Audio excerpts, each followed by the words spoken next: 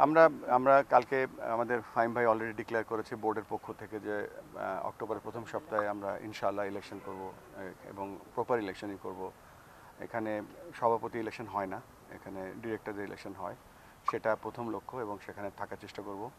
পরবর্তী যদি সুযোগ হয় আমি চেষ্টা করব যেভাবেই হোক বাংলাদেশকে সার্ভ করার জন্য। আচ্ছা, খেলোয়াড় শোনেন, মাঠ তৈরি, মাঠ এবং খেলোয়াড়, এই যে দুটো সম্পর্ক, এই সম্পর্ক যখনই দেখবেন যে মাঠের সংখ্যা বেড়ে গেছে, প্লেয়ার সংখ্যা কমে গেছে, তখন দেখবেন যে ক্রিকেট ডিটেরিওরেটিং।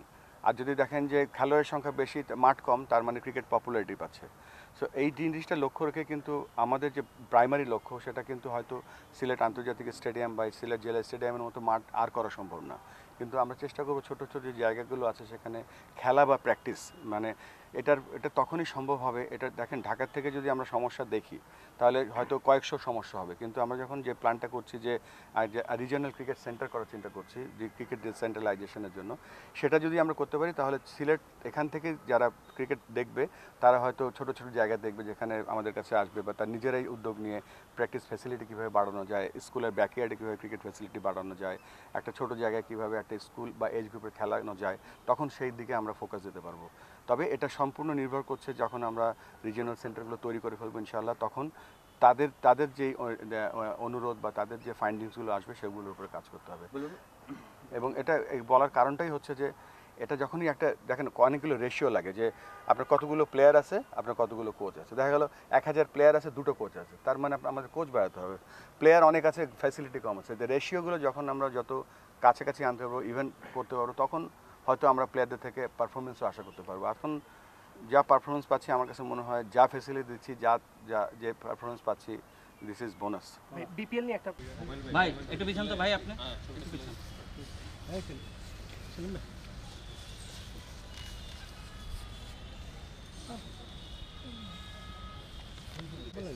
বক্তব্য লাগে।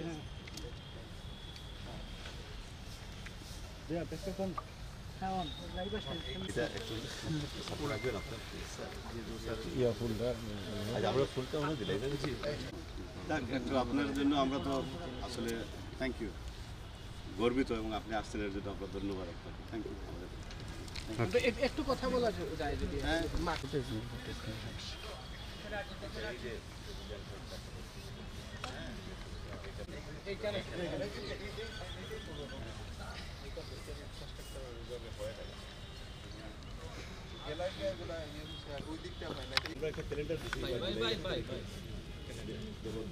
বৃষ্টির সময়টুকু ফুটবলকে দিয়ে দিতে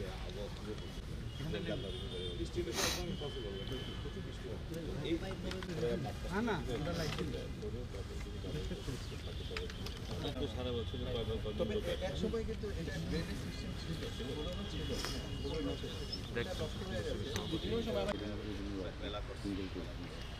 আমাদের স্টেডিয়ামটা কিন্তু ডেজিগনেটেড ক্রিকেট স্টেডিয়াম, এর বাইরে যেগুলি আছে সাঁতার বাদে সব, এটা তো আসলে দুরবস্থা নেই, সঠিক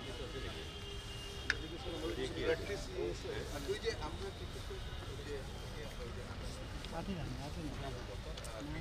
তখন এটা ছিল বেনবল কোনো মেনটেনই নাই, দীর্ঘদিন হয়ে গেছে এইগুলো মেনটেন কন্ডিশন। কমপ্লিটেড উইকেট ছিল, ওই সময় ছিল প্র্যাকটিস করতে, ওইটাই পুরোনোটাই